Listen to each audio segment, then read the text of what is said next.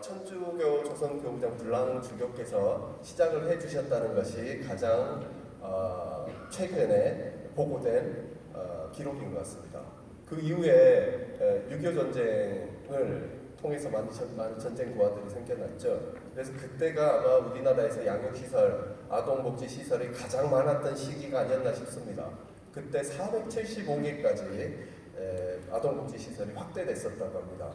근데 지금은 많이 숫자가 줄어들었죠. 줄어들게 된 배경이 1970년대 이후에 산하 제한 정책으로 인해서 아이들이 많이 줄었죠. 제가 뒤에 사진을 좀 보여드리면 이 국면입니다. 그러니까 1970년대 들어서면서 아이들이 이렇게 급감을 하게 돼요. 급감을 하게 되면서 70년대, 80년대 들어서 아동 복지 시설이 거의 절반 정도로 줄어들게 됩니다. 그래서 220여 개소가 감소를 했고요. 지금 나머지 그때 감소하고 남은 시설들이 지금까지 거의 그대로 유지가 되거나 이어져 왔다고 이해를 하셔도 괜찮을 것 같습니다. 그러니까 1970년대, 80년대에 한번 전체적인 시설 급감 시기가 있었다는 겁니다. 그 시기에 원로 원장님들 말씀을 들어보거나 여러 가지 문헌들을 찾아보면 이미 1차 다기능화가 이루어졌었다고 말씀들을 하십니다. 그러니까 이렇게 숫자가 크게 절반 정도가 줄어들었으니까요. 많은 전환이나 다기능화나 기능 전환이 있었던 것 같습니다. 1차로 그런 경험을 했었고요. 그 이후에 이제 남은 시설들이 계속 역할을 해주셨는데 전쟁 고아를 돌보던 시대는 이제 종료가 됐고요. 1990년대 들어서 이제 외환위기 이후에 해체 가정, 빈곤 가정에 대한 아동 보호가 우리 아동복지 시설의 주요한 사명이 됐습니다. 그래서 1990년대 이후에는 빈곤이나 해체 가정 보호에 맞는 시설 운영이 이루어졌고요. 2000년대 들어서는 이제 또 변수가 한 가지 있었죠. 입양 특례법이 만들어진 이후에 베이비박스 유기 아동이 또 갑작스럽게 증가합니다. 이 이제 유기 아동을 돌봐주시는 역할로 또 일부 전환이 있었고요. 기능 내용적인 전환이 있었고, 2010년대 이후에는 아동학대 범죄 등에 관한 특례법이 만들어졌죠. 그 이후에 이제 특히 지역에서는 지금 현재 거의 95% 정도가 피학대로 인한 분리된 아이들을 보호하고 계시는 것 같습니다. 그러니까 어떻게 보면 1885년도에 처음 시작된 이후로 변화가 없었던 시기가 없었습니다. 계속 아동복지 시설의 역할은 변화되어 왔고요. 변화된 사명에 맞춰서 원장님들이 그 역할을 해주셨던 것 같습니다. 굉장히 많은 변화가 있었죠.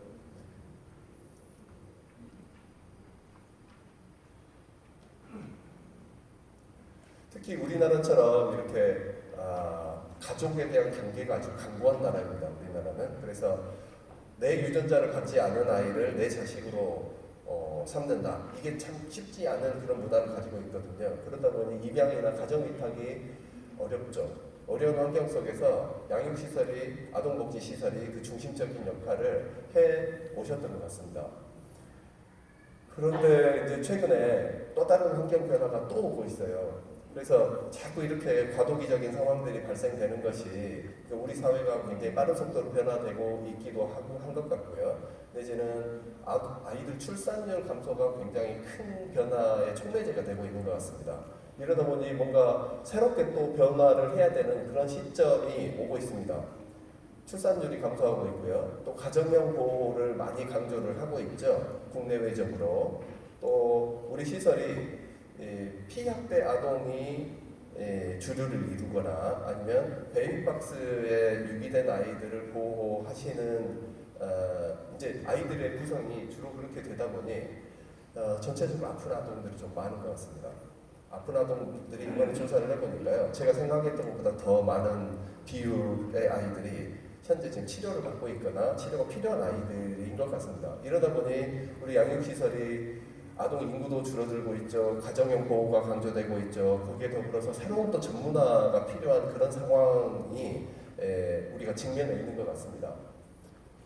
그래서 저는 아까 말씀드린 이 시기가 생각이 났어요. 이렇게 아이들이 급감하던 시기에 우리 원장님들이 이 상황에 맞는 변화를, 다기능화를 1차 해주셨는데 여기에 준하는 새로운 변화의 시기가 지금 온 것 같다 이런 생각이 들었습니다.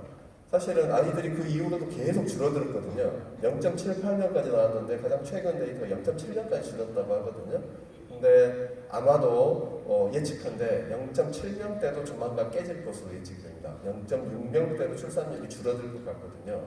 거기에다가 가정형 보호가 강조가 되는 국면이 결합이 되니 이제 시설 보호 아이들이 급격하게 줄어들고 있는 추세인 것 같습니다.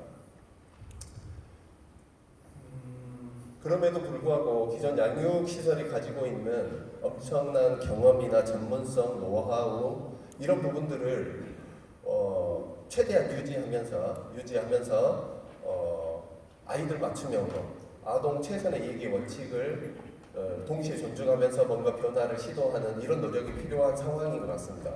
진짜 지금은 중지가 필요한 시기인 것 같고요. 원장님들이 좀 이렇게 함께 단합해서 방향을 결정해야 되는 그런 시기에 이른 것 같습니다. 그래서 이제 제가 그 기능 전환과 다기노화를 통한 보호 아동을 위한 최상의 양육 환경 및 환경 아동복지 시설 발전 방안, 제목이 좀 깁니다만 이 주제를 제가 연구 의뢰를 받았고요. 그 내용을 이런 방법으로 준비를 하고 있는 과정에 있습니다. 그럼 오늘 중간 부분을 드리는 형식인데요. 일단 문헌부터 외국 사례들을 많이 분석을 했고요.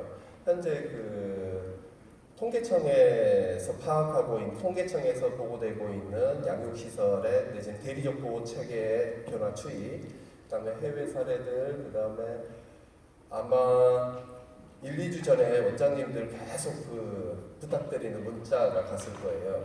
원장님들이 설문조사해 주신 구글 폼을 통해 설문조사해 주신 내용들도 오늘 발표 자리에 담았고요. 또 제가 지금까지 원장님들 한 30분 정도 제가 만나 뵙고 말씀을 들었어요.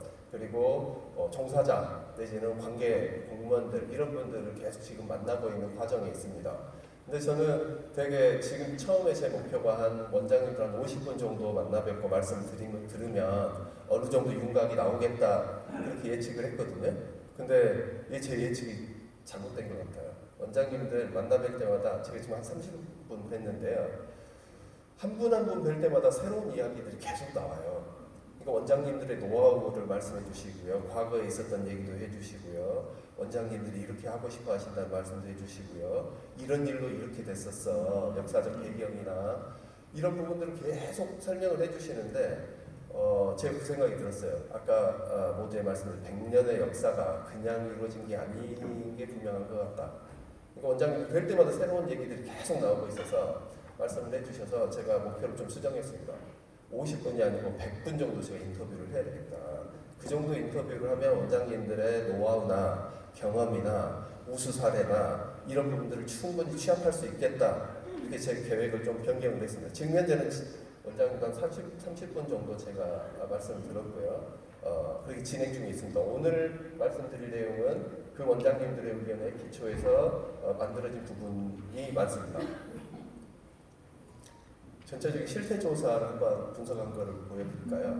보면 출산율은 아까 보여드렸죠. 지역별로 출산율 차이가 조금 있긴 합니다만 전체적으로 출산율이 많이 줄어들고 있고요.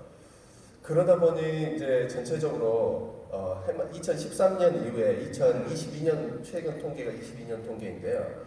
아이들의 그 보호 체계로 인풋되는 아이들의 절대적인 숫자가 줄어들고 있습니다. 양육시설만 줄는 게 아니고요. 가정위탁도 줄어들고 있고요. 전체적으로 다 줄어들고 있습니다. 줄어들고 있는데 특히 양육시설의 기울기 곡선이 좀 가파르죠. 그리고 가정위탁의 기울기는 다소 완만합니다. 출산율 감소한 것보다는 다소 완만하게 감소가 되고 있어요. 이게 이제 정책의 영향력에 반영된 겁니다. 그래서 누적된 숫자들을 봐보면 통계청에서 발표한 자료에 근거해서 제가 말씀드리는데요. 2022년 현재 아동복지시설에서 보호되고 있는 아이들은 1,312명 정도, 그리고 가정위탁을 통해서 보호받고 있는 아이들이 9,330명 정도. 그룹홈 2,669명 이 정도로 주요한 전달 체계의 숫자를 보면 이 정도 구성입니다. 저도 이 수치를 보고 놀란 부분이 가정 위탁이 빠른 속도로 늘어나고 있구나. 특히 최근에 전문 가정 위탁 제도가 만들어지면서 학대로 인해서 분리된 아이들이 가정 위탁 쪽으로 많이 지금 보호를 받기 시작을 했습니다. 그러다 보니 지금 보세요. 숫자적으로 봤을 때 양육시설하고 가정 위탁만 놓고 봤을 때는 한 5.5 대 4.5 정도. 그러니까 양육시설이 한 55%, 가정 위탁이 한 45%, 양육시설이 55%이 정도 비율을 보이고 있는 것 같습니다. 근데 이게 더 격차가 줄어들 것 같아요. 더 줄어들 것으로 보여집니다. 그러면 이제 우리나라도 거의 5대5 정도의 비율로 가지 않을까. 5대5 정도는 사실 선진국형에 가깝거든요. 탈시설화를 시도했거나 완료했다고 판단되는 그 지역, 그 나라들도 대개 6대4, 많으면 한 7대3. 미국 같은 경우는 좀 비율이 좀 차이가 큽니다. 9대1 이 정도 되는데요. 대개 선진국들의 평균이 한 6대4, 7대3 이 정도 되니까요. 그러니까 7이 가정위탁인 겁니다. 6이 가정위탁인 거고요. 가정위탁이 더 많이 이렇게 늘어나는 추세가 이제 서구형 추세이고요. 하지만 일본은 조금 다릅니다. 일본은 여전히 시설 보호 내지는 패밀리홈이라고 하는 영주형 보호 시스템 있죠. 원장님들 잘 아시는 이런 형태가 아직도 과반수 이상의 비율을 차지하고 있습니다. 그러니까 동북아시아의 상황이 조금 다른 것 같고요. 유럽의 상황이 조금 다른 것 같고요. 북미 쪽 상황이 조금 더 다른 것 같습니다. 그러니까 무엇이 정답이라고 얘기할 수는 없습니다. 무엇이 정답이라고는 얘기할 수 없고요. 앞서 말씀드렸듯이 아동 최선의 이익의 원칙에 따라 우리는 결정을 해 나가야 되고 또 그러면서도 우리 기존의 우리나라 아동복지에 중심적인 역할을 해주신 양육시설, 아동복지시설 원장님들의 노하우나 역량, 에너지가 누수 없이 그대로 결합될 수 있는 최적의 모형을 만들어 가야 된다. 이 말씀을 다시 한번 말씀을 드립니다. 근데 아무튼 전체적으로 환경이 이렇게 바뀌고 있습니다. 일본 같은 경우 이렇게 비율이 보이시죠? 아동 양호시설인데 양육시설을 양호시설로 일본은 표현을 하는 것 같고요. 56% 가정위탁이 적어요. 일본도 근데 가정위탁을 늘리려고 노력을 하고 있고요. 또 패밀리홈 같은 양육시설과 가정위탁의 결합 형태라고 할까요? 양육시설과 그룹홈의 결합 형태의 시스템을 확대시키려고 노력을 하고 있습니다. 그래서 일본의 학자들이나 일본의 정부 관료들은 3대 3대 3 이 정도 하면 적정하지 않을까 이렇게 얘기를 하기도 합니다. 양육시설 30, 가정위탁 30, 패밀리홈이나 영주형 이런 모형이 30 이 정도 구성을 했으면 좋겠다. 기대한다. 이런 얘기 문헌들도 발견이 됩니다. 미국의 사례는 다르죠. 미국 같은 경우는 시설이 6%, 4%이 정도 됩니다. 근데 이제 사실은 시설에 보호되고 있는 아이들이 6%인데 전체의 6%인데 숫자로 따지면 2만 명 정도죠. 2만 명 정도니까요. 사실은 이 6%도 적은 숫자는 아니에요. 근데 미국이 그만큼 가정 위탁이나 이런 부분들이 많이 활성화가 되어 있습니다. 그러니까 미국은 아동학대가 발생하거나 하면 일단 분리부터 시작을 하거든요.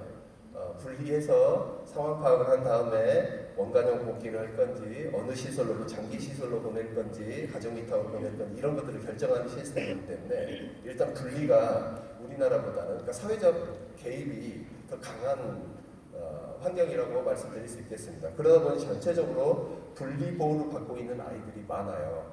그러다 보니 이제 이런 비율은 나오지만 상대적인 비율은 나오지만 여전히 시설이 2만 명 정도의 아이들이 시설 보호를 받고 있다는 거예요. 미국에서 이렇게 압도적으로 다기능화를 한 나라임에도 불구하고 시설의 역할은 여전히 미국처럼 아주 미국 극단적인 사례인데도 존재한다는 거고 유럽 같은 경우는 더 그렇습니다. 30에서 40% 정도가 여전히 시설의 기능이 남아있어요. 근데 이제 그 시설들이 대개는 소규모화했거나 아니면 치료 전문 치료형으로 자리매김을 해가고 있는 것 같습니다. 그러니까 유럽이나 미국이나 전체적으로 양육시설이 여전히 존재한다. 하지만 그 성격이 치료 중심, 소규모화 이런 방향으로 바뀌어가고 있는 것 같습니다. 보호조치 아동의 발생 원인 아동 학대가 압도적으로 많죠. 학대 및 부모 빈곤 실직 이런 비율이 많은데 그 비율도 줄어들고 있어요. 최근 22년 들어서는 이렇게 기울기 꺾이고 있는 것이 보여집니다. 결과적으로 봤을 때는 그럼에도 불구하고 여전히 학대로 인해서 분리된 아이들이 굉장히 많은 비율을 차지하고 있고요. 전체적으로 주류를 이루고 있는 것 같습니다.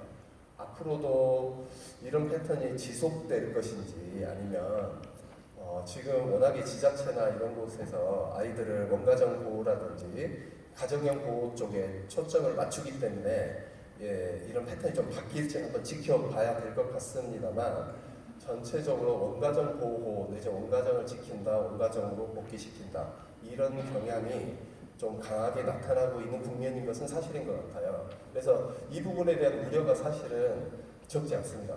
어제 그 복지부 국장님하고는 그런 얘기들을 나눴는데요.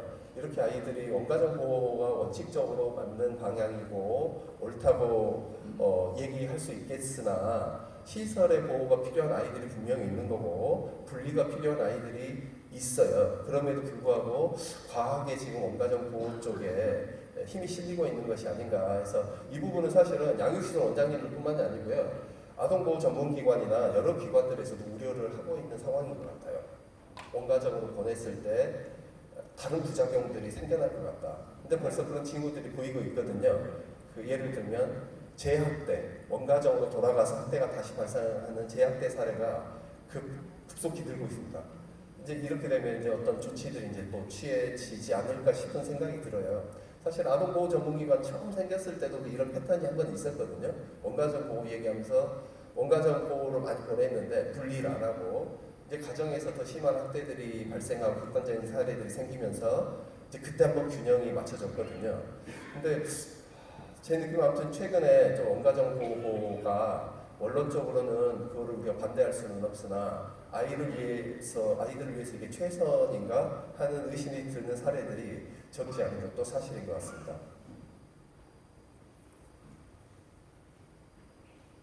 이거는요, 아동보호체계, 그러니까 대리적 보호를 받고 있는 아이들이 최근에 아동학대 신고가 많이 된다고 해서 실제 아동학대 신고가 어느 정도 되고 있는가, 아동인권보호가 어느 정도 되고 있는가를 제가 한번 통계를 내봤어요. 통계를 내봤는데 대리 양육 중심으로 말씀을 드리면 가정위탁, 입양시설보호, 입양 통계가 쉽지가 않고요. 않은 상황이고 비밀 입양들도 많고 또 해외 입양이 주를 이뤘었기 때문에 가정위탁하고 비교를 했을 때 아동학대 발생 건수가 양육시설이 좀 많죠. 22년도에 164건이 신고가 됐었다고 합니다. 근데 추이를 한번 봐보세요. 2013년도 이후에 아이들 출산율 감소하는 것보다 더 빠르게 아동학대 신고 사례는 줄어들고 있어요. 양육시설이. 그만큼 이제 인권의식도 높아지고 있고요. 아이들에 대한 맞춤형 보호가 자리 잡아가고 있는 것으로 저는 해석을 했습니다. 근데 반대로 가정위탁 같은 경우는 점점 늘어나고 있죠. 아동학대 신고 건수가 가정위탁 쪽이 늘고 있어요. 이것은 가정위탁의 비중이 커지면서 아동학대도 가정위탁 쪽에서 많이 발생하고 있다는 거거든요. 근데 이 수치만 보여드리면 사실은 양육시설이 워낙 규모가 컸기 때문에 숫자적으로 많게 보이는 착시 효과가 있을 수 있습니다. 그래서 비율로 재계산을 한번 해봤습니다. 비율로 재계산을 해봤더니 시설보호 아이들이 2013년도에 1000명당 2건 정도 이런 비율로 이제 계산을 하다 보니 1000명당 기준으로 계산을 했더니 1000명당 2명 정도. 근데 22년도로 쭉 갔더니 1.3명으로 줄어들었죠. 가정위탁은 어떻습니까? 0.1명이었는데 0.9명으로 늘어났어요. 가정위탁 쪽에서 이제 아마 여러 가지 부작용들이 확대될 것으로 보여집니다. 또 절대적으로 놓고 봤을 때도 양육시설이 1.3명인데요. 사실 양육시설에는 그룹홈이 포함되어 있어요. 지금 우리나라 통계가 그룹홈과 양육시설을 분리해서 보고하지 않습니다. 그래서 통합이 된 수치이긴 합니다. 근데 경험적으로 봤을 때 제가 아동학대 사례 판정을 한 20여 년이 됐거든요. 지역에서도 그렇고 중앙에서도 그렇고. 그래서 그 전문가들의 전체적인 의견을 봤을 때 양육시설에 비해서 그룹홈에서 발생되는 아동학대 사례가 대략 정확하게 통계를 말씀드릴 수는 없지만 1.3배 정도 높다는 것이 일반적인 평가인 것 같아요. 그러니까 그룹홈의 아동학대 발생 건수가 상대적으로 더 많은 것은 사실인 것 같아요. 근데 그런 것들을 고려를 해보면 사실 양육시설로 이루어지고 있는 아동학대 정도가 심하거든요. 과거에 비해서 많이 줄어들었고요. 절대적인 수치가 우려하는 만큼 내지는 외부에서 바라보는 오해하는 만큼 그렇게 높은 수준이 아니다고 말씀드릴 수 있을 것 같고요. 가정위탁 같은 경우는 계속 늘어나고 있잖아요. 아마 오래지 않아서 이제 역전되지 않을까 싶은 우려도 좀 됩니다. 이게 사실은 통계적인 추이가 이렇다고 제가 말씀드리지만 사실 이건 슬픈 일이에요. 양육시설, 가정위탁 쪽에서도 이렇게 아동학대 신고 건수가 늘어난다는 것은 안타까운 일이죠. 근데 다행인 것은 또 양육시설 쪽에서는 줄어들고 있고 또 그룹홈을 빼고 양육시설만 계산을 하면 거의 1.1명, 1000명당 한 건 정도 이 정도 비율이 되지 않을까 제가 한번 해석을 해봅니다. 근데 그럼 거의 비슷한 거죠. 하면 그 미혼 그러니까 한부모 가정을 얘기하는 건데 결혼하지 않은 한부모 가정 같은 경우 1.5명 정도, 1000명당 1.5명 정도 아동학대 발생하고 있거든요. 그거 오히려 시설 보호가 더 안전하다고 상대적으로 보여지는 부분도 있습니다. 그러니까 제가 말씀드리고 싶은 것은 외국에서 이렇게 바라보듯이 양육시설이 아동 인권이 제대로 보호가 되지 않는다, 내지는 부적절한 양육이 제공되고 있다. 그렇지 않다는 거예요. 이 수치만 놓고 봤을 때는 우려하는 정도의 수준이 아니다. 이런 상황이 아닌가 저는 그렇게 해석을 했습니다. 또 추가적으로 조사를 좀 해봤어요. 원장님들 제가 막 문자로 구글폼으로 조사 부탁을 드렸던 그 내용을 이제 보고를 드리는 건데요. 171개 기관 원장님들이 응답을 해주셨어요. 주로 시설에서 보호받고 있는 아이들이 어떤 상태인가 조사를 해봤습니다. 조사를 해봤더니 단편적으로 봤을 때 일반 아동, 쉽게 얘기하면 아프지 않은 아동, 그리고 아파서 몸과 마음이 아파서 전문적인 치료나 현재 치료를 받고 있는 아이들의 비율을 따져봤을 때 64.5%, 그러니까 약 65% 정도의 아이들이 평균적으로 65%의 아이들이 치료를 받고 있는 아이들, 장애가 있거나 ADHD이거나 경계선 지능아동이거나 약물 치료를 받고 있거나 이런 아이들이 전체 우리 시설에서 보호받고 있는 아이들 중에 65% 정도가 치료를 받고 있는 아이들이더라. 그러니까 서구의 사례에서 남아있는 시설의 역할이 치료적인 역할이라고 말씀드렸습니다.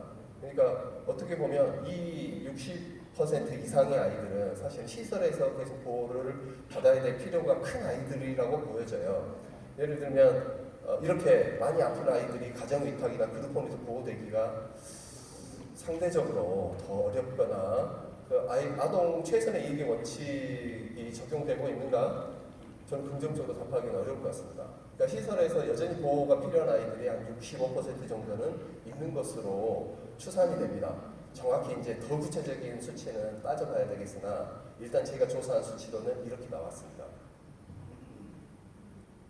구체적으로 아픈 내용들을 살펴봤더니요. 저는 이 수치 보고 깜짝 놀랐어요. 심한 장애 아동으로 판정받은 아이들, 심하지 않은 장애로 판정받은 아이들이 15% 정도 지금 시설에서 보호를 받고 있는 거예요. 그러니까 이미 굉장히 어렵고 힘든 아이들이 지금 보호가 되고 있다는 거고요. 거기다 경계선 지능 아이들이 23.5%, ADHD로 진단받은 아이들이 20.3%입니다. 이 수치를 어제 그 복지부 국장이 오셨을 때 보여드렸거든요. 그랬더니 플러스를 막 하시더라고요. 그래서 그럼 거의 40% 정도의 아이들은 매우 심각한 수준의 아이들로 보여지네요. 그 얘기를 하시더라고요. 이 수치가 원장님들이 구글폼을 통해서 조사를 해주신, 응답해주신 그 결과가 어제 복지부에 전달이 됐습니다. 실제로 한 40%, 50% 정도의 아이들이 많이 아픈 아이들로, 그 외의 아이들도 한 30, 40%의 아이들도 정신과 치료를 받고 있거나 전문 치료기관, 요즘 아이들 그 심리치료라는 건 놀이치료, 음악치료, 미술치료 하잖아요. 이런 치료를 받고 있는 아이들, 내지는 장기적으로 약물을 복용하고 있는 아이들도 한 40% 정도 되는 것으로. 전체 아픈 아이들 중에 비율입니다. 전체 시설에서는 65% 정도가 아픈 아이들이라고 앞서 보고를 드렸습니다. 이게 이제 막대 그래프로 그려드리면 이 정도 비율이 된다. 아픈 아이들을 100으로 놨을 때 이 정도로, 특히 전문 치료기관, 경계선 지능 아이들이 굉장히 많은 것으로 보여져요. 앞으로 경계선 지능 아이들이 굉장히 큰 이슈가 될 것 같습니다. 왜냐하면 우리가 아이들 발달 단계에서 좀 어렵구나 이 정도 생각해서 이 아이들이 자랐을 때 청소년기, 성인기가 됐을 때는 어떤 모습일까? 사실 최근에 외국의 사례이긴 했는데요. 소년원에 보호되고 있는 아이들의 절반 정도가 전문적인 치료가 필요하더라. 근데 그 아이들의 절반 정도가 경계선 지능 아이들이더라. 이런 보고가 있었거든요. 그러니까 이런 부분들이 앞으로 굉장히 큰 이슈가 될 것 같고요. 이 아이들에게 적합한 보호 체계가 갖추어지는 것이 필요한 것 같습니다. 맨 아래쯤에 보면 이런 아픈 아이들의 비율이 큰 지역들을 한번 저희가 순서를 이게 어떤 의미가 있는지는 모르겠지만 광주가 제일 높았고요. 광주, 부산, 충북, 인천, 서울 순으로 아픈 아이들의 비율이 평균적으로 높게 나왔습니다. 혹시 참고가 되실까 싶어서 제가 한번 한줄을 해봤습니다. 그 다음에 또 제가 사실 보고서에 아주 구체적으로 담겨질 부분은 아니고요. 원장님들의 지금 상황이 어떤지 사실은 복지부 좀 보여드리려고 제가 통계를 조사를 했거든요. 실제 우리 시설에서 아이들을 직접 돌보고 있는 선생님들 대상으로를 기준으로 했을 때 아이들에 의해서 오히려 선생님들이 폭력 피해를 입은 사례들 비율을 한번 조사를 해봤어요. 다시 말씀드리면 이게 보고서에 뭐 집중적으로 들어갈 그런 내용은 아닙니다. 오늘 사실 복지부에 오시면 복지부 선생님들한테 말씀드리려고 제 조사를 한 건데 아이들이 직접 보호하고 있는 종사자의 20% 정도가 아이들로 인해서 신체 폭력을 경험을 하셨다고 응답을 하셨고요. 45% 정도가 언어 폭력을 경험을 한 적이 있다 이렇게 말씀하셨고 두 가지를 다 경험했다고 응답하신 분들이 33%, 32.2% 정도였습니다. 그러니까 거의 나는 언어적인 폭력이나 이런 신체적인 폭력을 경험한 적이 없어요. 응답한 선생님들은 5% 정도밖에 안 되는 그 정도로 이미 선생님들이 오히려 아이들로 인해서 어떤 심리적인, 언어적인, 신체적인 그런 위험 속에서 일을 하고 있는 것 같다라는 생각이 드는 그런 수치였어요. 저는 이거를 보면서 이제 어떤 원장님들은 뭐 선생님들 그러시더라고. 그런 일상이죠. 뭐 아이들 보호하다 보면 그런 일 늘상 있어요. 그냥 너무 자연스럽게 얘기를 하시더라고요. 근데 이런 상황을 예를 들면 학교에 한번 적용을 해보세요. 학교 선생님들이 이런 학생들에게 언어적인 폭력이나 신체적인 폭력을 경험했다고 생각해보세요. 선생님들 가만 계실까요? 난리가 나서 100번은 났을 겁니다. 근데 우리 시설 선생님들은 참으시더라고요. 그럴 수 있죠. 애들이 아프니까요. 애들이 상처가 많은 애들이잖아요. 괜찮아요. 이제 우리가 이렇게 애들이 때리면 방어하는 능력도 많이 생겼어요. 막 이렇게 농담으로 얘기하시는 걸 들으면서 제가 좀 슬프기도 했고요. 다른 한편으로는 이 아이들을 어디서 보호가 가능할까? 일반적인 학교에서 쉽지 않을 것 같고요. 지금 대학으로 계속 얘기하고 있는 가정위탁, 함께 돌봄 가정 이런 형태에서 이렇게 아프고 거친 아이들을 어떻게 보호가 가능할까 이런 생각이 저는 좀 들었습니다. 부정적인 생각이 좀 들었습니다. 근데 선생님들에게 죄송하고 감사한 거죠. 죄송하고 감사한 건데 이 부분을 좀 복지부 선생님들이 좀 들으셔야 되는데요. 이제 외국의 사례들도 앞서 제가 조금 말씀을 드렸지만 외국의 사례들도 정리해서 제가 한 페이지 정리를 해봤습니다. 외국의 이제 그 다기능화, 기능 전환 사례들을 요약을 해보면 첫 번째는 소규모화예요. 일단 소규모화가 어떤 의미냐면 두 가지 의미를 갖습니다. 첫 번째는 소규모로 보호하는 것이 가정형 보호에 가깝기 때문에 소규모화를 한 부분이 있고요. 이 또 소규모화는 그룹홈의 형태, 내지는 그룹홈의 조합의 형태 이런 형태로 줄여가는 겁니다. 특히 출산율이 줄어들기 때문에 소규모화를 안 할 수가 없는 상황이었던 것 같습니다. 외국의 사례에서도. 그래서 외국의 사례들의 공통점은 시설의 소규모화, 두 번째 시설의 전문화입니다. 그럼에도 불구하고 소규모화하고 시설 외부로 가정형 보호로 아이들이 전환됐음에도 불구하고 여전히 남아있는 시설에 남아있는 아이들은 전문화를 통해서 치료를 하신다거나 교정을 한다거나 자립을 준비한다거나 사례관리와 같은 통합 서비스를 제공하는 형태로 아이들을 보호해야 되는 그런 보호가 필요한 아이들을 중심으로 전문화를 통해서 시설이 운영되고 있더라라는 부분이고요. 또 특징적인 부분은 서구의 사례에서 이런 소규모화나 전문화가 이루어지는 과정에서 정부의 행정 재정적인 지원이 강력하게 이루어졌다는 겁니다. 그러니까 이 소규모화가 뒷부분에 제가 좀 말씀을 드릴 텐데요. 많은 예산과 행정적인 지원이 이루어지지 않으면 사실상 실현이 불가능하다고 보여져요. 근데 서구의 사례들, 특히 일본의 사례들만 해도요. 이런 행정 재정적인 지원이 강력하게 이루어졌습니다. 이런 미국 같은 경우도 중앙정부에서 예산을 주고요. 지방정부에서 주정부에서 그걸 집행하는 형식으로 일본에서도요. 이런 행정적인 규제를 풀어주고 예산을 지원해주는 이런 형태의 행정재정적인 지원이 담보가 됐기 때문에 성공을 한 것 같습니다. 서구의 사례는.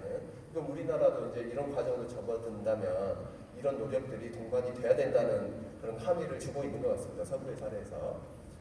그리고 일본 같은 경우는 앞서 말씀드렸지만 3대 3대 3 이 정도로 구성이 되면 좋겠다. 양육시설이 한 30% 정도 양육시설을 소규모화해서 우리가 일반적으로 영주형 시설이든지 형태든지 뭐 패밀리홈이든지 이게 쉽게 얘기하면 그룹홈의 조합형 여러 그룹홈을 한데 묶어서 시설이 운영하는 형식 아니면 입학 가정을 묶어서 사무국에서 양육시설 중심에서 이렇게 가정을 지원하거나 돌보는 형식 이런 형식의 소규모형 시설이 한 30% 정도 됐으면 좋겠다. 그리고 가정보험 입양이나 위탁이 한 30% 40% 됐으면 좋겠다. 일본에서 이렇게 기대치를 이렇게 학자들이 얘기를 하고 있어요. 이만큼 못 갔다는 겁니다. 일본도.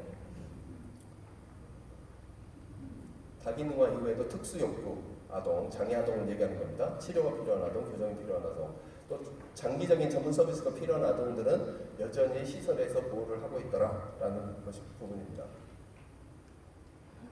그래서 이제 현재 정책 환경 변화를 제가 말씀을 드렸고요.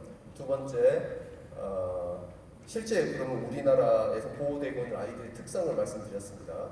세 번째는 서구의 사례를 말씀드렸고요. 이번에 그러면 우리 원장님들은 어떻게 생각하시는지 이 부분은 사실은 우리 지난 타운홀 미팅에서 원장님들이 의견을 주신 내용들을 제가 정리한 겁니다.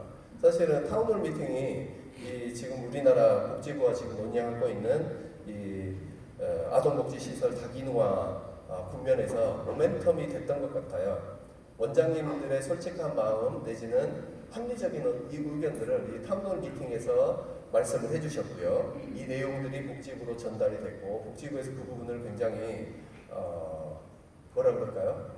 높게 평가한다 그럴까요? 그런 표현 좀 이상한가요? 양육시설 원장님들, 아동복지시설 원장님들이 이렇게 합리적인 생각을 하고 계시구나라는 인식 전환을 하는 어떤 계기가 된 것이 아닌가 저는 그런 생각이 들었습니다. 근데 제가 볼 때도요 원장님들 굉장히 합리적이고 현실을 반영한 의견들을 주신 것 같습니다. 다시 한번 제가 리마인드 한다는 차원에서 간략히 설명을 드리면요. 전체 그때 198개 시설 원장님들이 응답을 주셨는데 가정용 보호책이나 기능 전환이 필요하다가 거의 50% 정도. 그래 아이들 숫자도 줄어들고 아이들을 위해서는 가정형 보호체계로 전환 내지는 기능 전환 이런 부분 필요하다. 이렇게 그러니까 일반적으로 생각할 때 복지부나 이제 몇몇 이제 학자들은 원장님들이 이 변화를 거부하셔 싫어하셔 이런 인식들이 좀 있었던 것 같아요. 근데 실제 원장님들의 의견을 들어보니 그렇지 않더라. 원장님들도 변화가 필요하다고 생각하고 계신다라는 의견을 주셨다는 거고요. 이렇게 의견을 주신 이유가 아이들을 가정 환경에서 최대한 가정과 가까운 형태로 보호되는 것이 아이들을 위해서 최선이다. 우리도 그렇게 생각한다. 이렇게 말씀을 주시기도 했고요. 또 아이들이 전체적으로 줄어들고 있고 아이들의 지금 우리가 보호하고 있는 아이들의 성격이 바뀌고 있기 때문에 우리도 거기에 맞추어서 변화돼야 된다. 이런 의견들도 주셨고요. 전문화된 질 수준 높은 이런 서비스를 제공하고 싶다. 우리도 이런 의견도 주셨고요. 하지만 필요하지 않다고 얘기하시는 분들도 50%가 넘었어요. 필요하지 않다고 말씀하시는 원장님들은 왜 그렇게 응답을 하셨냐면 이미 우리가 변화를 하고 있다. 앞서 제가 말씀드렸잖아요. 시대적인 어떤 사명이나 주어진 요구에 따라서 계속 우리는 변화해왔다. 변화해왔고 지금도 변화하고 있다. 아이들을 위해서 최적의 환경을 만들려고 노력하고 있다. 굳이 이런 얘기, 뭐 가정형, 뭐 보호, 뭐 다기능화 이런 얘기를 굳이 하지 않아도 우리가 이미 하고 있고 해왔다. 이렇게 응답을 하셨고요. 또 많은 원장님들은 아니 우리도 하고 싶은데 그러려면 정책이나 예산이나 규제나 이런 것들을 좀 지원이 돼야 되는데 이게 안 되지 않냐, 이런 부분이 안 된 상태에서는 어려울 것 같다, 이렇게 의견을 주셨어요. 그러니까 전체적으로 가정용 보호 체계로의 전환 내지는 우리가 다기능화해야 된다, 전문화해야 된다, 소규모화해야 된다, 이런 부분에 대해서는 전체적으로 원장님들이 공감하고 계시고요. 하지만 어떤 방향으로 어떤 형태로 가야 될 것인가에 대해서는 다양한 의견을 주신 것 같습니다. 이거는 어떤 서구와 매우 비슷한 그런 패턴인 것 같습니다. 그래서 원장님들이 이론적으로 사실 학자들이 이렇게 7가지 정도 변화 모형이 가능하겠다라고 얘기한 이론적인 모형에 투표를 해주셨어요. 그때 타운홀 미팅에서. 그래서 원장님들이 7가지 대안 중에 주로 1, 2, 3, 4번이 앞으로 우리가 선택 가능한 모형이겠다라고 의견을 주신 주요한 유형입니다.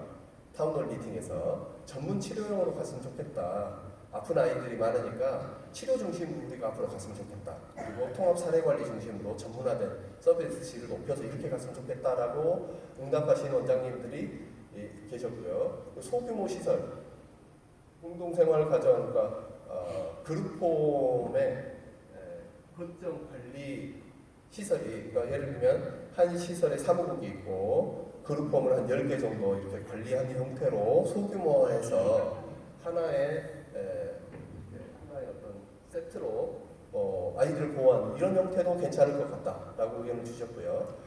내지는 현재 우리 양육시설을 좀 기능 보강을 잘해서 최대한 아이들에게 적합한 환경으로 기능 보강하는 형태로 해서 아이들을 보호하는 것도 방법이다. 우리는 그렇게 하고 싶다. 이런 의견도 주셨고요. 또 지역사회 보호, 그러니까 특성화하는 거죠. 일시보호시설이나 단기보호시설이나 쉼터나 아동상담센터나 부모교육센터나 이렇게 기능을 좀 다양화해서 변신을 하는 것도 방법일 것 같다라는 응답도 꽤 많은 원장님들이 응답을 주셨어요. 이거 원장님들이 응답을 주신 내용들입니다. 그러니까 정리해보면 정부 정책이나 유니세프에서 계속 얘기를 하고 있죠. 가정용으로 변화됐으면 좋겠습니다. 탈시설화했으면 좋겠습니다. 여러 가지 이제 얘기를 하고 있고요. 우리나라 정책에서도 그런 얘기를 하고 있죠. 국정과제 이게 들어가면서 얘기를 하고 있고 환경이 실제 우리 아이들이 변화되고 있고, 그리고 원장님들도 이런 의견을 주셨고 서구의 사례도 또 비슷한 방향으로 얘기를 하고 있는 것 같습니다. 그래서 이제 이런 부분들을 모아서 제가 이제 모형을 만든 것을 좀 더 보여드리겠습니다. 그때 이제 투표를 한번 해주시면 됩니다. 근데 원장님들이 여전히 이런 부분 때문에 쉽지 않을 것 같다. 첫 번째, 행정재정적인 지원이 돼야 되는데 특히 지자체의 협력이 없이는 이런 다기능화가 쉽지 않다. 우리도 시도를 해봤는데 안 되더라. 지자체가 협조 안 해주면 어렵다. 특히 지금 예산이 중앙에서 지방으로 이양이 된 이런 상황에서는 지방정부가 인식 전환이 되지 않고서는 현실적으로 어렵다라는 얘기들을 많이 주셨고요. 또 시설 종사자 근무 기준이 유연화되고 바뀌어야 된다. 예를 들면 그룹홈을 묶어서 운영하는 형태로 전환을 해야 된다고 하는데 지금 현재 그룹홈의 어떤 근무 형태라든지 급여 수준이라든지 안정성이라든지 이런 걸 따지면 지금 현재 기준으로 우리가 어떻게 전환하기가 쉽지 않다. 그 불안정한데 이런 규제들이 바뀌어야 된다, 풀려야 된다, 전환이 돼야 된다, 이런 의견들도 많이 주셨고요. 지자체 담당 공무원을 말씀드렸고 법인 재산 처분도 말씀 주셨어요. 저도 사실 이 부분을 좀 검토를 했는데요. 복지부에서도 이 부분을 검토를 하고 계신 것 같습니다.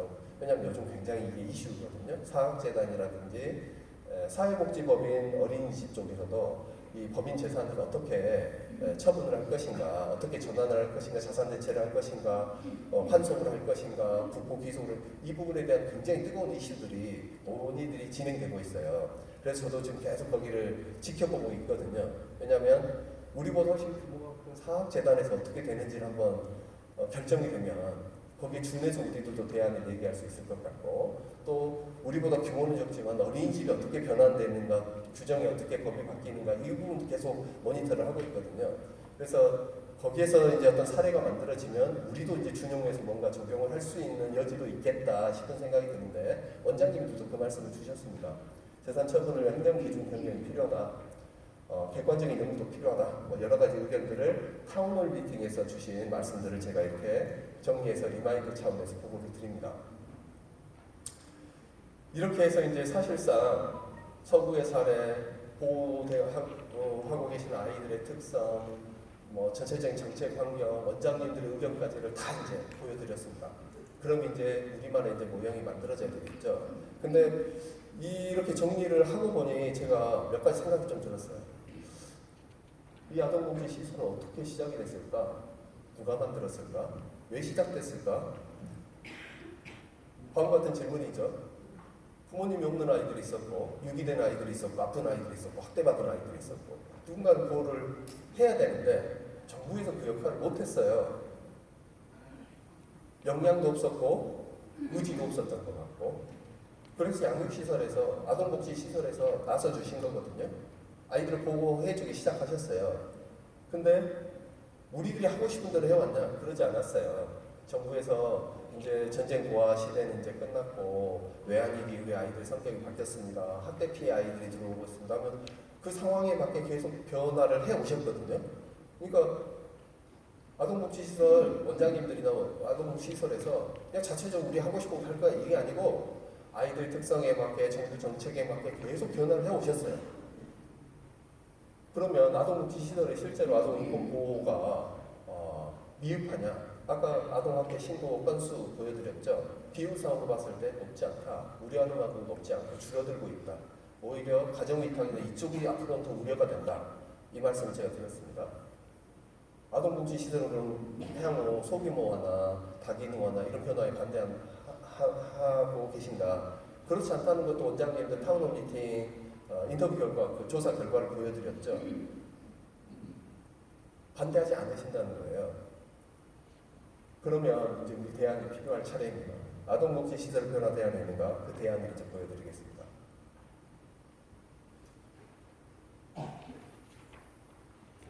이 모형을 제가 만들면서 원칙은 그렇습니다. 아동 맞춤형, 아동 최선의 이익의 원칙에 따라서 지금 우리 아이들의 성격이 이렇게 바뀌고 있으니 이 부분이 강조됐으면 좋겠습니다 라는 기준이 하나 있었고요. 두 번째는 소규모화는 피할 수 없겠다. 아이들이 급속도로 줄어들고 있고 가정형 보호에 대한 그 정책적인 압력이 커지고 있는 상황에서 소규모화는 우리가 선택이 아닌 것 같다 이런 생각이 들었고요. 세 번째 전문화. 아픈 아이들이 많아지고 있기 때문에 전문화도 필요하다.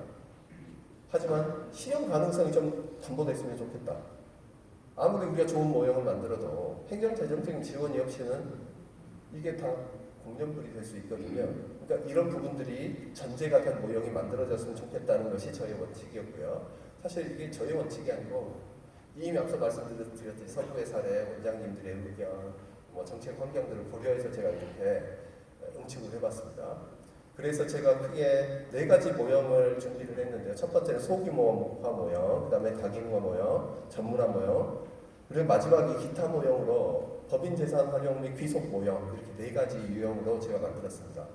여기에 대한 설명이 끝나면 이제 원장님들이 문자로 받으신 그 설문조사 그 페이지를 열으시고 응답을 해주시면 되겠습니다. 그러면 제가 이 모형들 중에서 원장님들이 가장 선호하시고 실현 가능하다고 생각하시는 모형이 어떤 건지를 이제 좀 수렴을 해보려고 그런 시간을 좀 갖도록 하겠습니다. 근데 생각보다 모형이 많습니다. 첫 번째, 최대한 선택지를 많이 드리려고 한 거예요. 원장님들 선택지를 많이 드리려고. 첫 번째, 소규모화 모형, 다기능화 모형, 전문화 모형, 법인 재산 활용 환속 모형 이렇게 말씀드렸는데요.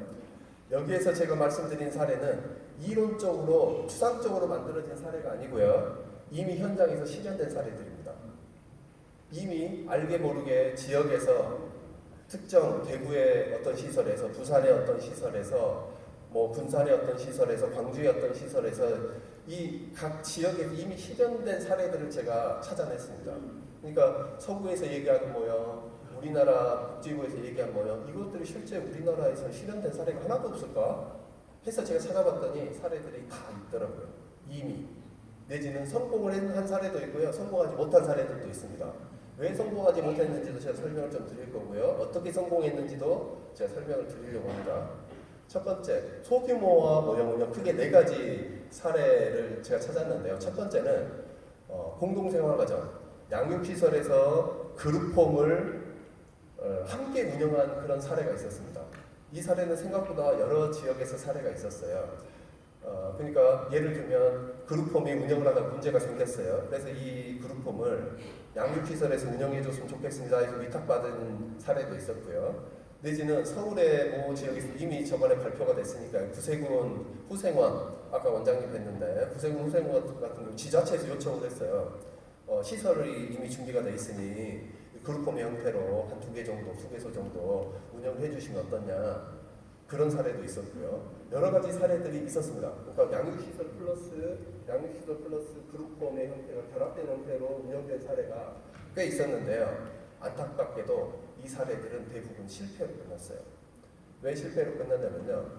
뒤에 이제 자세히 말씀드리겠지만, 제가 이제 이 연구를 하면서 우리나라 아동복지 관련된 시설 전달 체계를 다 평가를 지금 하고 있거든요. 뭐 드림스타트 지역아동센터, 그룹홈, 뭐 장애인 시설, 뭐 양육 시설 다 지금 평가를 올해는 정말 평가를 엄청나게 했어요. 왜냐하면 각각의 사례들을 제가 좀 찾아보려고 했는데요.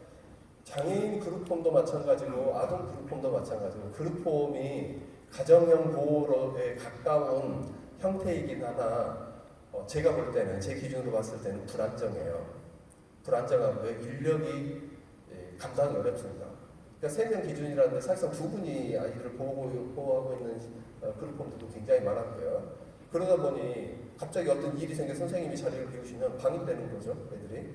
이런 불안정성도 있을 수 있고요. 예산이라든지 행정 지원이라든지 관리 지원이 전체적으로 안정적이지 못해서 편차가 굉장히 크다는 것을 발견을 했어요.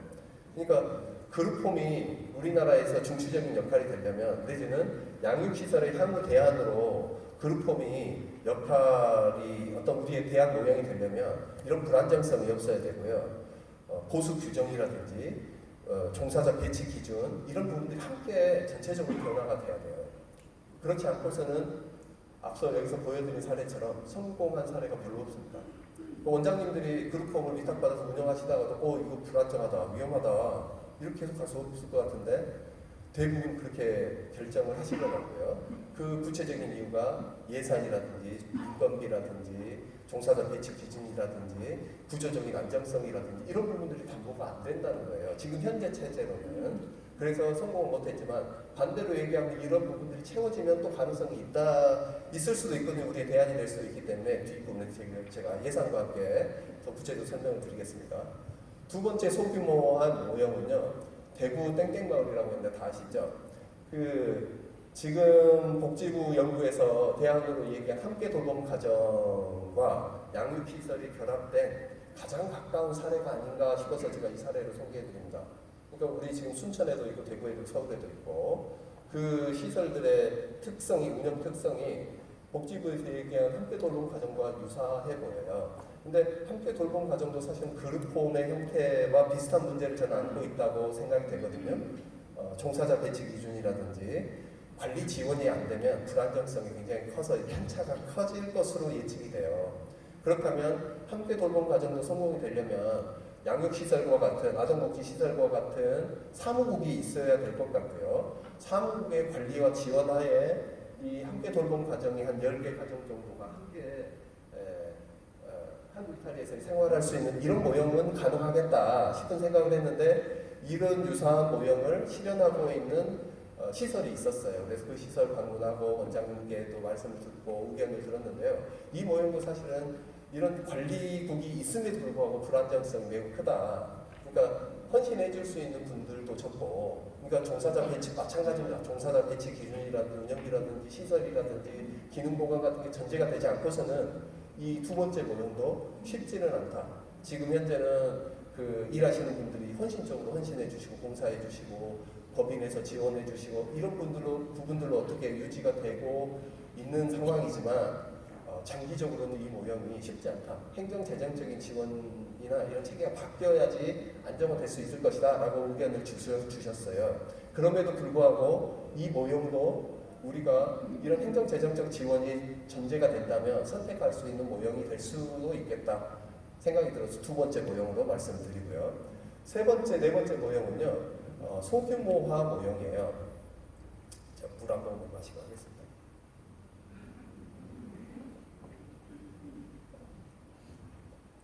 소규모화 모형은요. 사실은 제가 이 사례는 계속 찾고 있습니다. 오늘 이렇게 제가 강연 끝나고 나서도 이 소규모화 사례가 있으면 지역에서 저에게 좀 소개를 좀 해주세요. 제가 많은 사례를 찾지를 못했어요. 소규모화는. 근데 이제 종교재단에서 이렇게 운영을 해주시는 사례가 있었어요. 이 사례는 20인 시설입니다. 20인 시설. 여기는 한 15명으로 처음에 인가를 받으셨대요. 초소규모화라고 제가 이름을 붙였는데요. 소규모화 시설은 20명, 초소규모화는 15명으로 인가를 받으셨으나 현재는 5-6명 정도가 보호되고 있다고 해요. 그러니까 이런 형태로도 어떻게 시설이 유지가 되셨을까 제가 인터뷰를 해봤더니 매우 어렵습니다. 왜냐하면 잘 아시다시피 20인 기준으로 하면 전문 인력들이 배치가 안 되거든요. 사무국장님도 아마 TO가 안 나올 거예요. 전문 인력들 역시 어떻게 이렇게 유지를 하셨어요? 그래, 그리고 선생님들이 너무 힘들죠. 원장님들이 너무 힘들어요.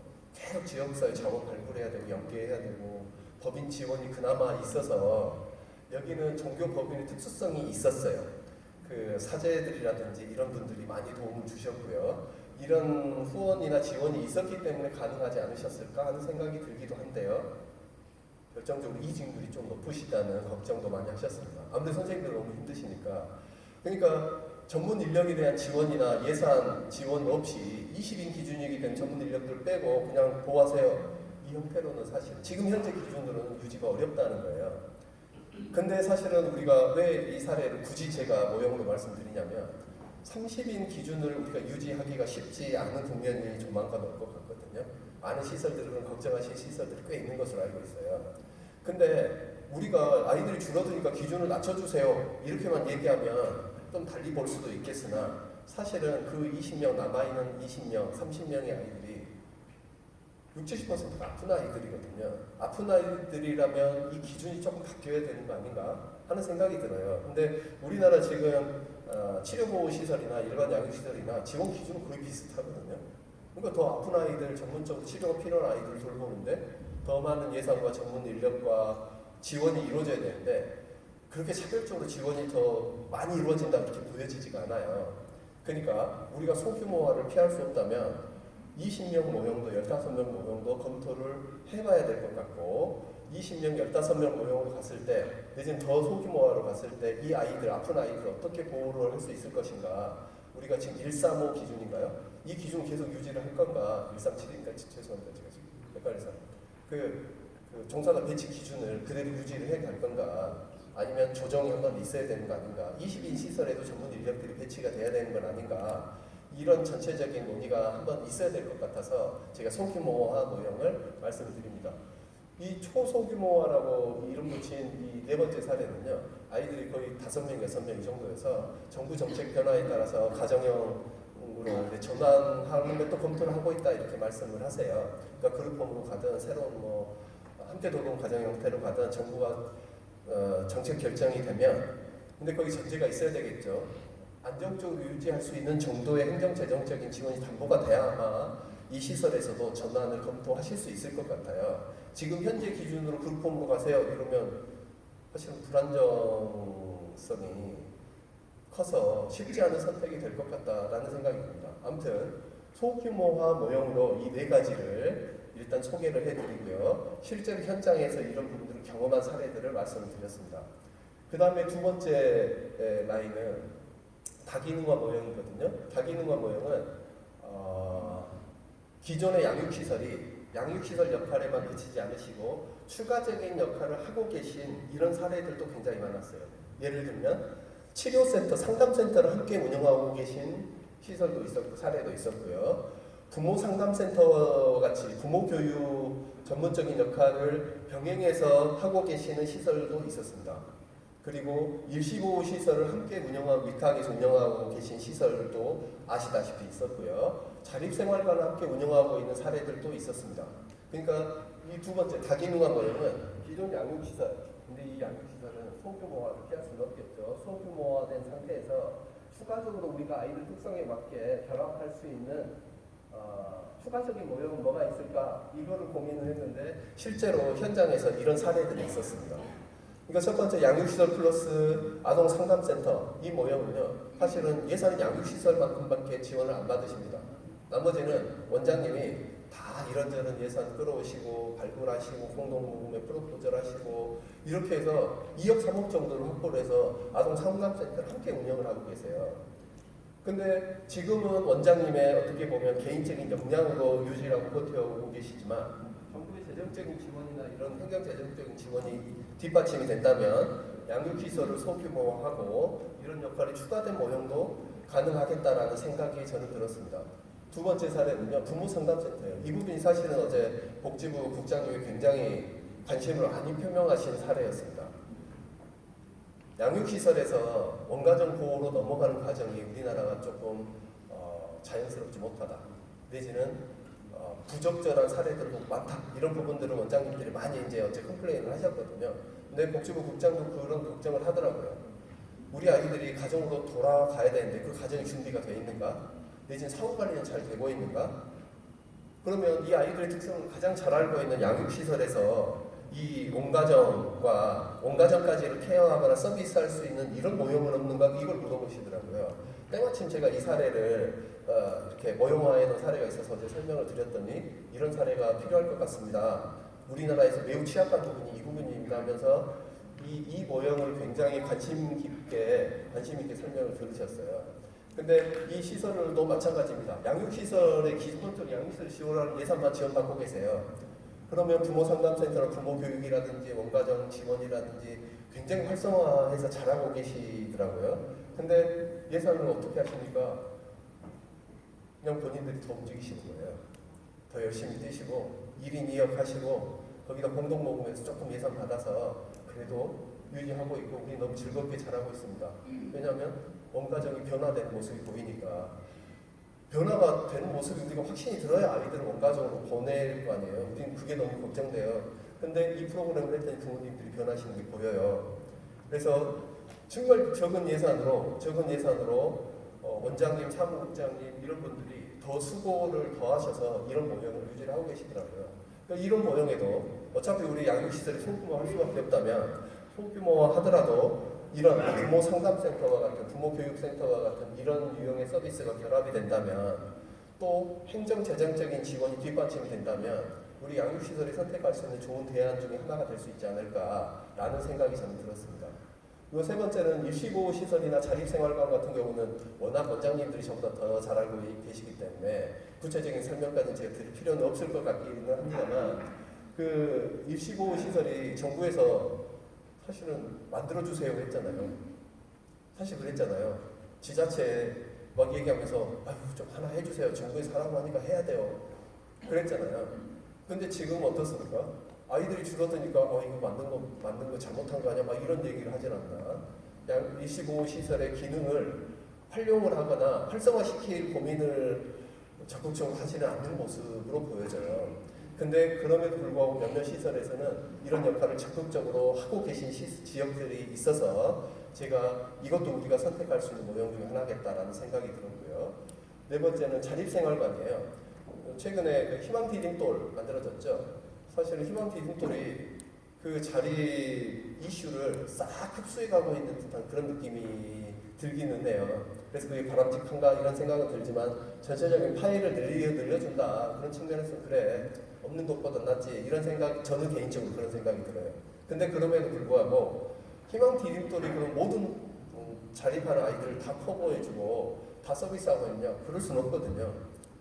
누군가는 추가적인 역할이 필요해요. 그게 뭐 LH에서 뭐 주택을 해주든 자립 전담 쪽에 자전담에서 뭔가 서비스를 해주든. 근데 제가 찾은 사례에서는 광주에 있는 모 시설에서는 자립생활관 함께 운영하고 계신데요. 너무 재미있게 활성화돼서 운영을 하고 계시더라고요. 그러니까 뭐 대단한 예산을 추가로 받는 게 아니고 여기 시설에서도 공동모금의 예산을 추가로 받아오셔서 아이들을 지원하고 계신데 너무 뭐라 그럴까요? 양육시설에서 돌보고 있는 아이들이 너무 잘 알죠. 원장님들의 선생님들이. 근데 그 시설에서 자립 생활관을 만들어서 운영을 하니까 맞춤형으로 사후관리가 가능하더라라는 말씀도 해주셨고요. 또 아이들끼리 자체적으로 자치기구가 만들어져서 서로 이렇게 챙겨주고 잘하고 있다. 우리는 그것을 지켜가지고 보호해주고 지원해주기만 해도 활성화되고 훨씬 모범적인, 그러니까 아이들이 만족하고 있는 것 같다 이렇게 말씀 주세요. 제가 보기에도 제가 자전단, 우리 지역 자전단 운영위원장인데요. 계속 그 얘기를 해요. 선생님 항상 저희는 그 아이업에서 그걸 위탁을 받지 못했어요. 다른 쪽에서 받았거든요. 근데 이 선생님들 분리가 되어 있으니까 자꾸 시설로 가라고, 시설 가서 원장님들한테 말씀 듣고 아이들을 퇴소하기 전부터 서비스를 하고 그 특성을 알아야 자립 지원도 잘할 거 아니냐, 계속 그 얘기를 하거든요.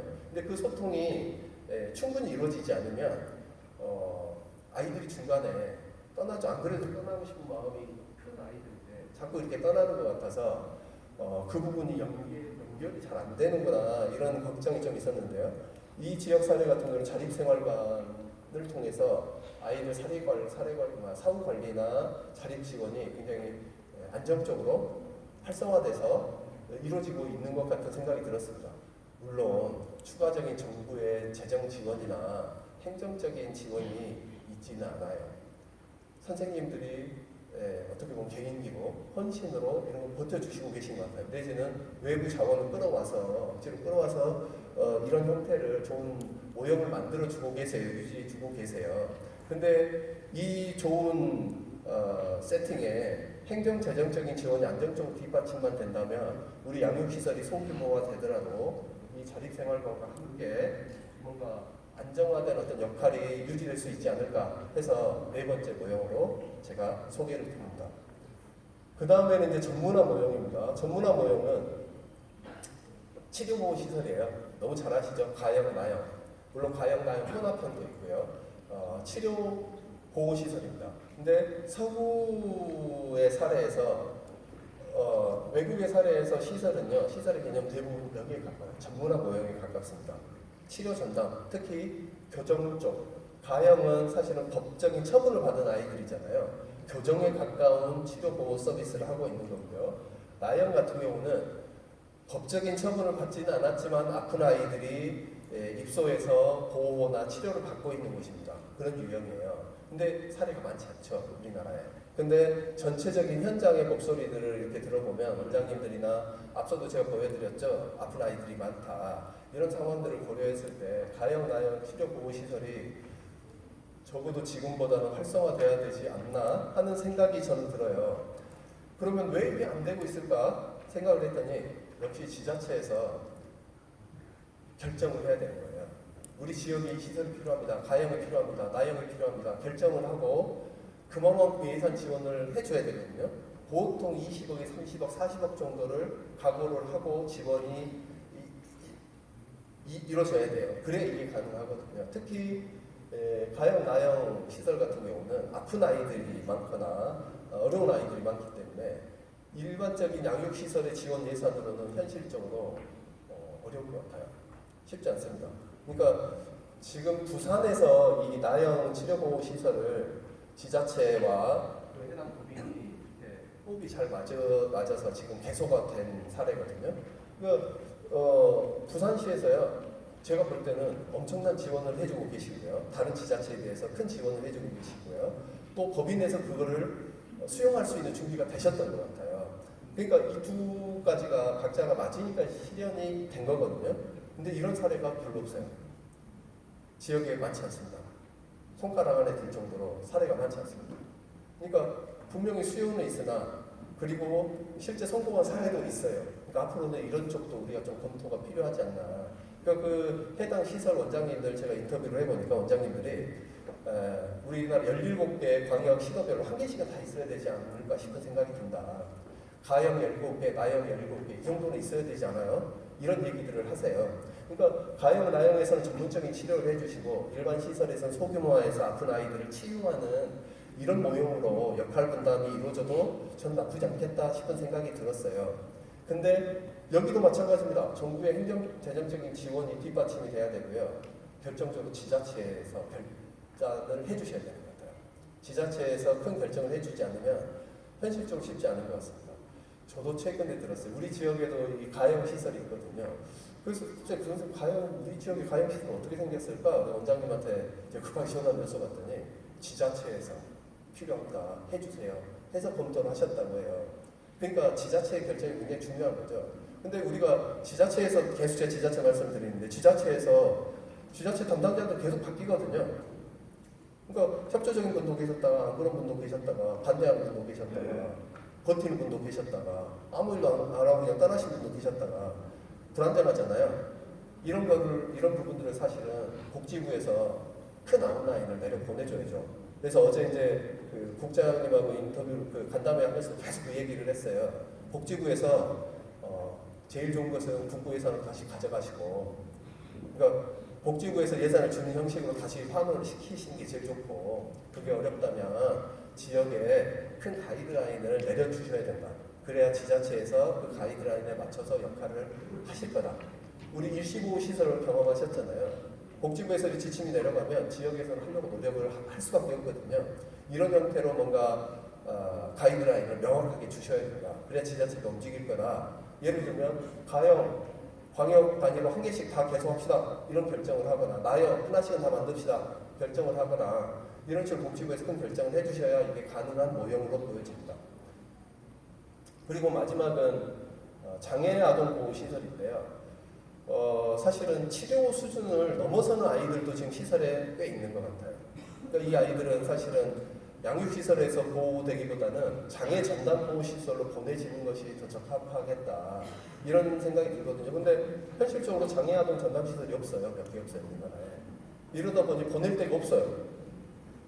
그리고 되게 아이들은 이제 지적장애나 이런 경우가 많고, 지적장애 중에서도 심하지 않은 경우들이 많기 때문에,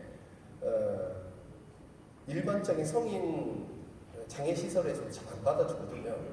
아이들이 굶는 거죠. 그래서 어쩔 수 없이 시설에 지금 머물고 있는 아이들도 꽤 있는 것 같습니다. 근데 이 장애아동 보호시설이 우리 지역에 한 군데가 있어서 제가 원장님과 인터뷰하고 말씀을 좀 들어봤더니 이런 시설이 많이 필요하다. 매우 많이 필요하다. 매우 많이 필요한데 지자체에서 선뜻 접근을 못한다. 그래서 예산이 어느 정도 1년 예산이 어느 정도 되세요? 그랬더니 한 20억 정도 되신대요. 그러니까 20억 정도면 우리 양육시설에서 원장님이 한번 검토해봄직한 그런 모형 중에 하나가 아닐까라는 생각이 들었어요. 그래서 이 전문화 모형 세 번째 모형으로 제가 이렇게 말씀드립니다. 이렇게 이제 총 일단 소규모화 모형, 다기능화 모형, 전문화 모형에서 제가 총 11개 모형을 말씀을 드렸고요. 이제 나머지 법인 재산 활용 모형은 두 가지가 있어요. 두 가지가 있는데 이 앞서 말씀드린 11개 모형의 공통점은 정부의 행정재정적인 지원이 뒷받침되지 않고서는 쉽지 않은 모형이에요. 예를 들면 가장 지금 복지부 연구에서도 많이 얘기되고 있고 일본에서도 성공한 사례라고 얘기되고 있는 첫 번째 소규모와 일본 모형 같은 경우는 그룹홈을 10개 정도를 묶어서 하나의 사무국에서 10개 정도의 공동생활 과정을 관리 지원하는 형태가 일본 모형이거든요. 이 일본 모형에 대한 예산 추계를 서울시에서 한 적이 있었어요. 물론 서울시 기준이기 때문에 좀 높게 책정이 된 부분도 있는 것 같긴 합니다만 그 서울시에서 추산한 모형을 보면 그룹홈 10개와 사무국에 4명에서 5명 정도의 사무국 인력이 지원을 한다는 가정하에 서울시 같은 경우는 많게는 30억 정도 예산이 소요될 것 같다. 그러니까 인건비 한 10억 정도, 한 20억 정도는 임차료예요. 10개 가정, 10개 아파트든지 일반 주택을 마련을 해야 되잖아요. 30억 정도 예산이 소요될 것이다. 준비를 해라. 라는 예산 추계가 나왔어요. 그러니까 적은 예산이 아니죠. 그러니까 이 모형이 일본 모형이나 일본 모형이 할 것 없이 굉장히 많은 예산이 준비가 돼야 가능합니다. 그래서 예를 들면 100개 양육시설이 예를 들면입니다. 소규모와 1번, 2번 모형으로 전환을 한다 했을 때 100개 시설이 전환을 한다고 하면 30억 기준으로 하면 3천억이 필요하다는 거거든요. 그러니까 3천억이 매년 그렇게 필요한 거예요. 지금 양육시설 운영 비용보다 훨씬 1.5배, 2배, 3배 정도의 예산이 지금 소요가 될 거라는 건데 이것을 감당할 수 있을까 저는 좀 걱정이 되기도 해요. 그래서 고민들이 많겠다. 이런 모형을 제안하는 쪽에서도 고민이 많겠다. 근데 그럼에도 불구하고 아이들을 위해서 투자가 필요하다면 해야죠. 그게 전제가 된다면 양육시설에서도 검토할 수 있는 대안이라고 저는 생각이 돼서요. 일단 이 11가지 모형을 말씀드렸어요. 근데 동시에 우리 원장님도 말씀하셨고 복지부에서도 얘기를 했고요. 또 다른 영역에서도 고민을 하고 있는 게 마지막 법인 재산 활용 및 환석 모형입니다.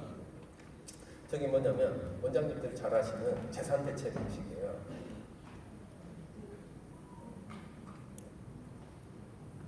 실제 재산 대체 방법을 통해서 기능 보강을 하셨다거나 뭔가 변화를 시도하는 그런 사례들이 몇몇 있었습니다. 그 원장님들 제 인터뷰를 하고 성공하신 배경도 좀 여쭤보고 성공하지 못한 배경도 여쭤봤는데요. 공통점은 한 가지예요. 행정에서 적극적으로 지원을 해주면 가능하고요. 행정에서 적극적 지원을 안 해주면 실패해요. 그러니까 이 재산 대체 방식이 사실은 정부에서 특별한 예산이 더 들어가는 게 없거든요. 그러니까 우리 시설이 가지고 있는, 우리 법인이 가지고 있는 재산의 일부를 매각해서 그 비용으로 기능 보강을 하겠다는 이런 방식인 건데, 예를 들면 성공한 사례들은요.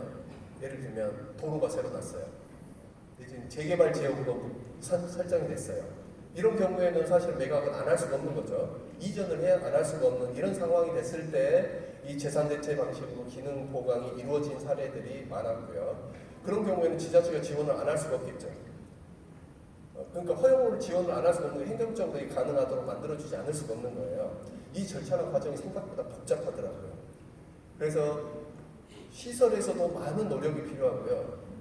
행정에서도 많은 지원이 결합이 돼야 가능한 게 재산 대체 방식인 것 같아요. 근데 현재 이 방식 외에 다른 어떤 출구 전략이 있을까?